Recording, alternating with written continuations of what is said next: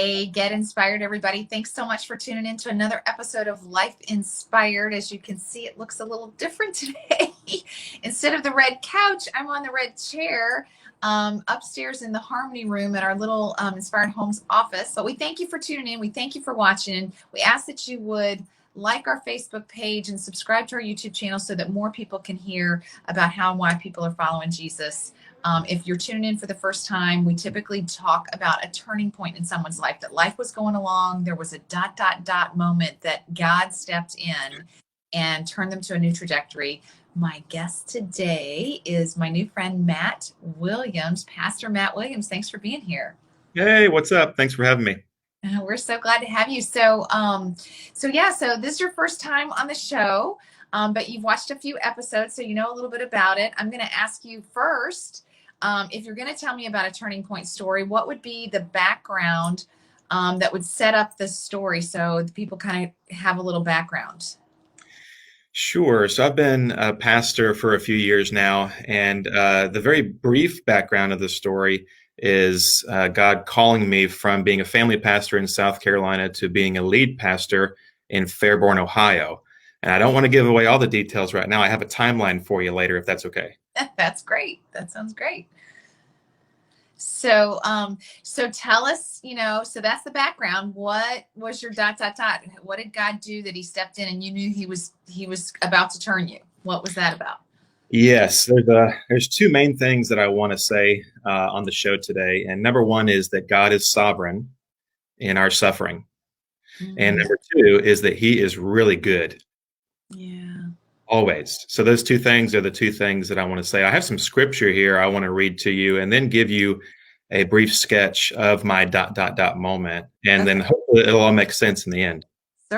Certainly. That sounds great. Good. So here are just some passages from scripture that helped me through my ... moment and helped me live these scriptures and these lessons that God wanted to teach me, which is, again, number one, that he is sovereign in our suffering, and number two, that he is good. Take Isaiah 45:7, for instance. It says, and we have to wrestle with these as Christians. These are tough verses that we have to wrestle with. It says, or God says, I form light, Isaiah 45:7, and create darkness. I make well-being and create calamity. I am the Lord who does all these things. And so when a Christian reads that, they think something like, or they're tempted to think something like, well, surely, Lord, you don't mean all things. You just mean the good things that happen to me, right? Like Satan does all the bad things and God does all the good things. That's what you mean here, Lord. And that's of course not what Isaiah and not what God is saying about himself through Isaiah. Take Amos 3:6. It says, is a trumpet blown in the city and the people are not afraid? Does disaster come to a city unless the Lord has done it? Wow. And so now all of a sudden we're like, ooh, okay. Lord, does this mean you are in charge of the good things that happened in our life and what we would consider the difficult things in our life, like COVID-19? COVID-19, hurricanes, fires burning, riots in the streets. Yeah.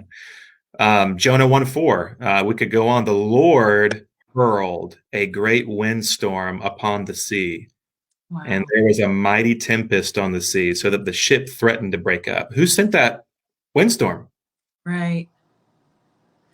Yeah, I love too when I'm reading the Ten Commandments story, God hardened Pharaoh's heart. I see that all the time in that story. God hardened Pharaoh's heart against the people of Israel. Because he was doing something bigger. We have to wrestle with these things. We have to come to the place in our life where we understand that there is nothing untouchable about us. God even is sovereign over our human heart, is what you just talked about. Proverbs talks about this, that the king's heart is a stream of water in the hand of the Lord. He turns it wherever he wills. I mean, how do we deal with this? We have to deal with it. We have to come to the place in our life where we are humble and broken enough to understand that we are not ultimately in control. God is sovereign, and though that he is good with it. I'll throw out Romans 8:28. We know that for those who love God, all things work together for good for those who are called according to his purpose. This verse does not say that all things are good. It says that all things work together for good. So the good and the bad that happen in our life, God mixes it together in this tossed salad, and he to bring about a certain result, and that result is forming his sons and daughters into the image of his son, Jesus Christ. Wow. Yeah, we have to wrestle with that. Yeah, amazing. I've heard the story about baking a cake too. It's the same thing. You put some stuff in a cake that is not sweet, raw eggs, whatever. And then you turn up the heat. Ouch. Yeah. It comes out so beautifully. Yes, God wills it that his children go through difficult times, Mm. because that is the means by which that God has designed his ends to form in us. And the end result is that he would one day present the church, his church, the church of Jesus Christ, his bride, without blemish and without spot one day. And there's going to be this great marriage to the Lamb. There's going to be this huge party, and we're all going to get to be a part of it, those of us that trust in Jesus. Wow. That's We're the goal. about to celebrate. Yeah, my family's about to celebrate a huge party for my daughter's wedding. So Yeah. that's crazy. Okay. Yeah. So now you told us all that. So go back and tell us your timeline, because Yeah. I want to get back to your story. I love Sure. this. It's awesome. It's one thing to read these verses on a page. It's another thing to live them. Sure. We kind of theologically wrestle with these issues in the Bible as we read these passages in our quiet times. But as you know, Diane, it's quite another thing to walk through them and to live them, and still come to the conclusions that these verses speak of, that he is sovereign in our suffering and he's good. So, yeah, I got a timeline here for you that'll help the audience understand how he led me to where I am. The books that you see behind me, most of them are not my books. Most of them were my uncle Ronnie's books, who passed away 3 years ago. And God used this event in my life to bring me to the place that I am now. So I'll take you back 3 years ago is when it really started. When I say it, what I mean is the moment that God put my wife and I in the fire. He put us in the oven and he turned it up, to use your analogy that you had earlier, and cranked up that heat. And it was to get impurities out of our life and to bring us to the place that we are. So if you go back to July of 2017, that was the first of 4 miscarriages in a row that Wow. my wife and I had over the span of time. And so our very, very first one before our son Elijah. So my wife and I have been married for 12 years. We have 4 kids. Elijah's 8, Nathan's 6, Adeline is 4, and now our newborn, 12-week-old, 13-week-old now, Emily Jane, is 0. So there's this, when you sit down to map out your family, you go, okay, we're going to have a kid every 2 years, and it's going to be great. But as the audience can see, there's a 4-year gap in between there, which was part of our story when God cranked up that oven. And so July of 2017, it started off with our first of 4 miscarriages in a row, even though we've had 5 total. Our very first one we lost before Elijah. And so when you start off that way, having kids is difficult already. But when you start off that way, it can be especially tempting to not believe the first thing about God, or the second thing about God, rather, that he's good. We know he's sovereign as Christians, but you can be tempted to think he's not good. So that's July. So in August, 3 years ago, that's when my uncle Ronnie passed away. Ronnie was the pastor at First Baptist Fairborn here for 10 years, I believe, before he passed. And he was walking his dog. You know the story. You've heard it from Susan, walking his dog, and fell over in the neighbor's yard. And the miscarriage was difficult enough. That was the second one. in our life. But when Ronnie passed, God used particularly his passing in my life to start something. It was almost as if something had to end in order for something else to begin. And that's the best way that I can describe it, Diane. I knew that I was a pastor. I was pastoring. I was on the field, to use a football analogy, but I wasn't in the right position, and I knew that. I was delaying uh, being a lead pastor because it was just such a scary thing to me. But Ronnie's passing made me kind of get serious about life, so to Okay. speak, and really start to embrace the call in which God has really called me to do. So I was on the field. I was pastoring. I was obeying God's calling to disciple people, but I was just in the wrong position, and Mhm. I didn't realize that. And Ronnie's passing really was a get serious, Matt, Right. moment. And so from then on, I started to be open to that idea. I thought being a lead pastor was something I was going to do when I was 50. It's when you're a little older, you're a little more seasoned, and God said no. So again, so July 17, first miscarriage. Ronnie passed in August. I was serving in a small church in Fort Mill, South Carolina, TKK Baptist Church, a church that I love dearly with all my heart, still to this day, love dearly. And I was one of two full-time pastors. The lead pastor at that time, he had his own story, and he felt the Lord telling him to step down and resign in October.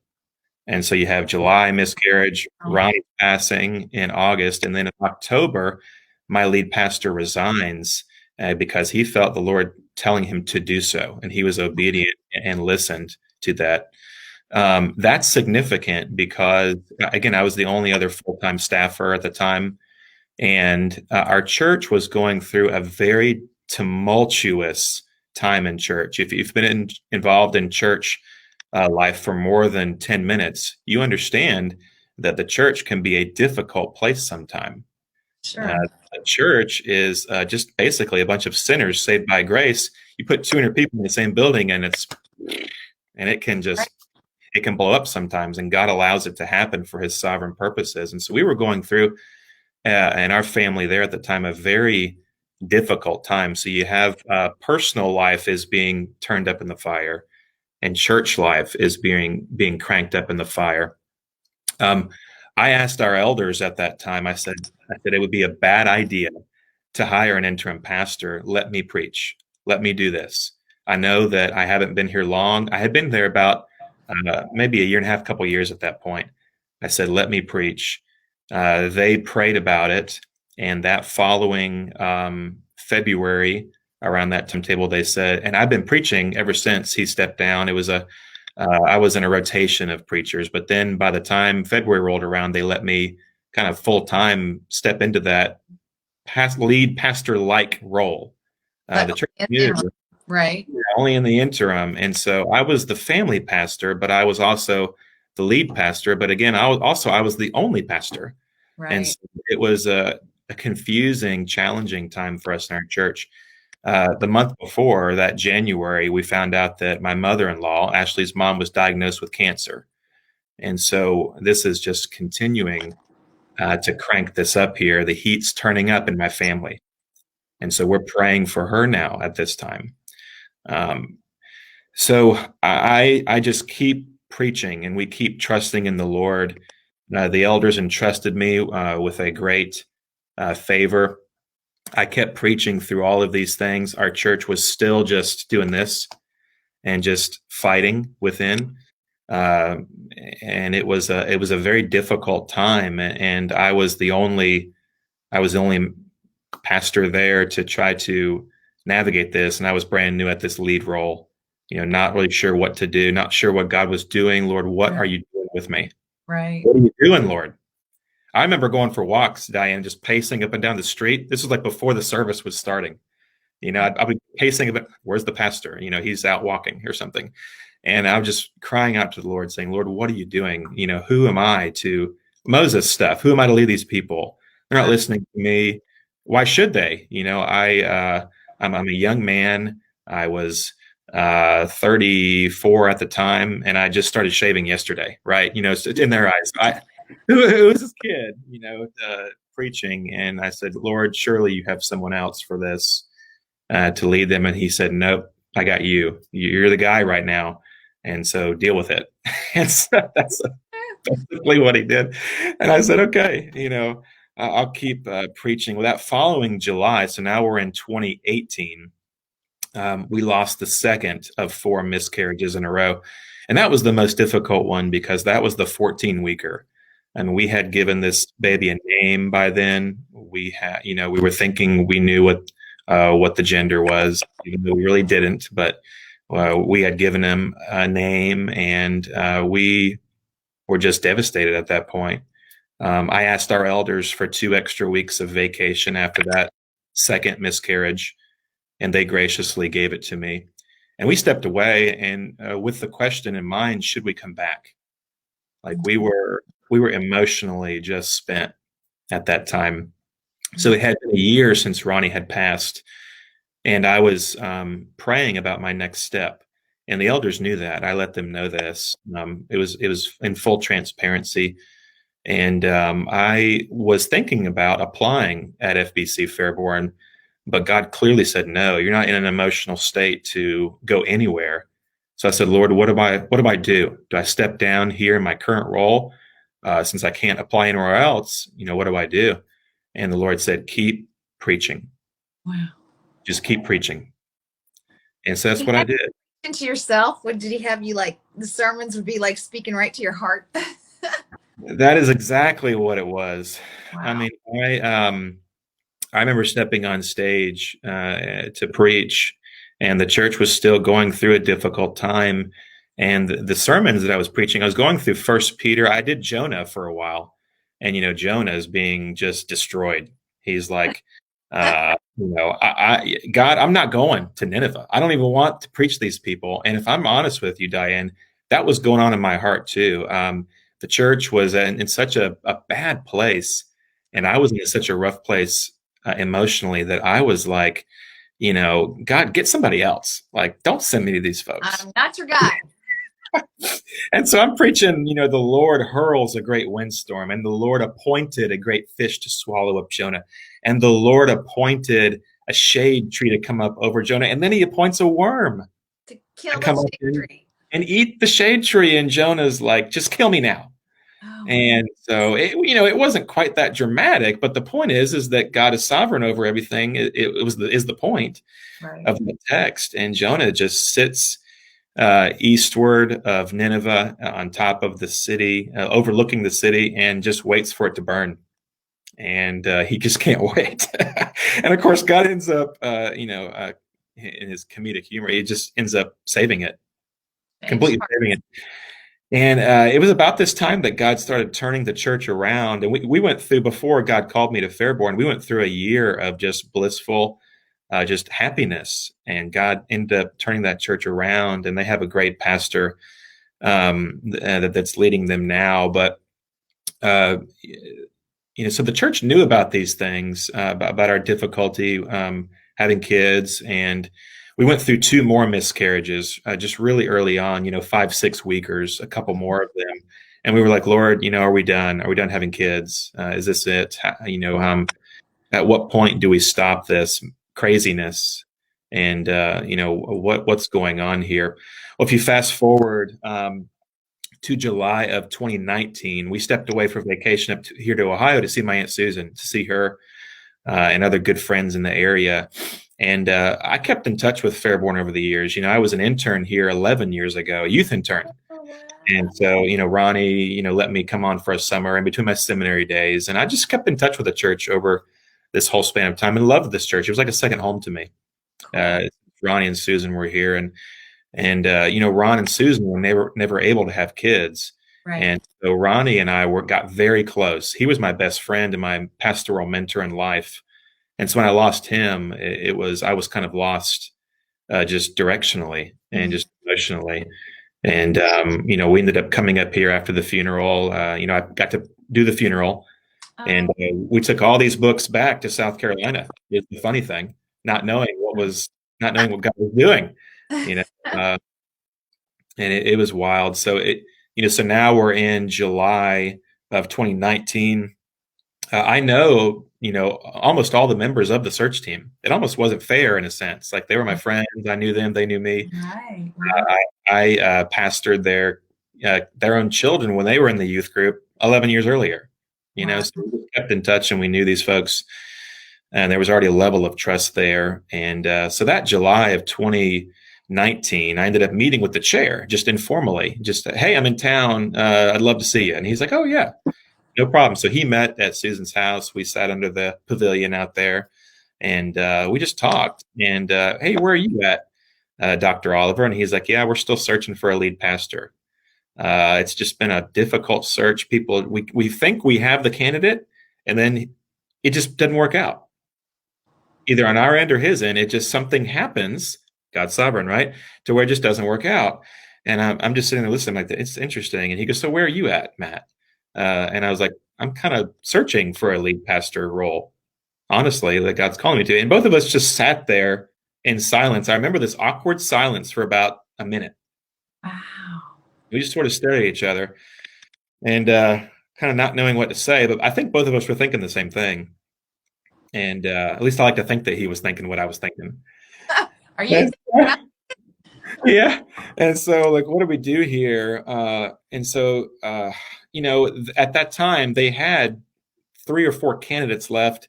Long story short, all of them backed out. Like they just, They didn't have any other candidates. Wow. And so I called him a few weeks later and I said, hey, I know this is crazy. Can I apply? And he said yes. And so I applied, and God left them with one resume on their desk. It had been, a couple of years since they've had a pastor at this time, and that they haven't had a pastor. And so they were looking, diligently searching for one. I applied and said, let's roll the dice. Let's see what happens here.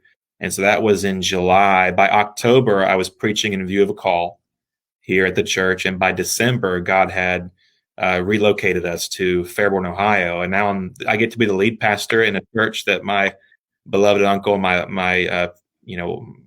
just a man that I loved and adored, and he was my pastoral mentor. I got to move all the books back in his office. And so here I am sitting here and, in his old office. And one cool story I'll share with you about God's goodness in his what he was doing with me in my ... moment. I did not know this when I applied, but one of the set in concrete criteria was that the church wanted a man with 10 years experience. And when I applied for the job, I had 10 years and 3 months of experience. Wow. And so check this out, Diane. Had I applied the year before, which I was thinking about doing, but remember, we had just had the second miscarriage and we were not in any emotional place to go anywhere. Right. We were considering leaving the ministry. Right. I mean, we were done. And so, had I applied then, they would have rejected my resume because I had 9 years of experience at the time. Right. So God was doing something and said, keep preaching. And he was waiting. When I turned in my resume, I had 10 years and 3 months of experience. So and so they ended up calling me, and they had all these doctors, doctor this, doctor that, 20 years experience, 25 years experience. And all of a sudden this kid comes in, and, the nephew of Ron, and it's just, who could dream this up? Who could cook this up? And then the following June, on Father's Day, June 21st, Emily Jane was born. And so Ashley and I actually came into this role, and she was expecting, and she was just starting to show, and people were giving her looks, the look you give when you think, someone's showing, but you don't really want to ask them yet, right. And it was, God blessed us with another little girl, and she's doing great.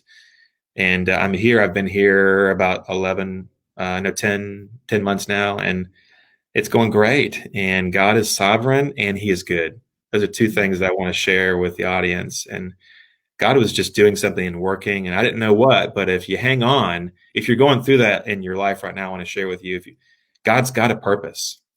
He has a Absolutely. purpose for you. Absolutely. Wow. Well, I have to thank you, Matt, for sharing. I'm just so grateful to hear the whole story and all the details. And I want to tell our viewers, I know that some of you are touched by this and some of you are struggling through stuff. I mean, on the day that we're recording this, just yesterday, my dear friend had like, boom, one bad thing, boom, another bad thing, boom, another bad thing. And I'm like, wow, she sounds like Job right now because just so much going on. Yeah. And so like any viewers, you guys, if you want to get in touch with Matt, we will hook you up. So just message us here, whether you're watching from YouTube or Facebook or from the lifeinspiredshow.com is another place, and you can message us that way too. So any one of those places, messages will get you in touch with Matt, and he would probably love to counsel you, maybe have a virtual coffee. Unless you're in the Cedarville, Fairborn, Ohio area, then you can meet him for live coffee There you go. with masks on. Yeah, exactly. Anyway, thank you for sharing. You're very welcome. Thank you for having me. All right. Thank you guys for watching. Y'all have a great week. Bye-bye.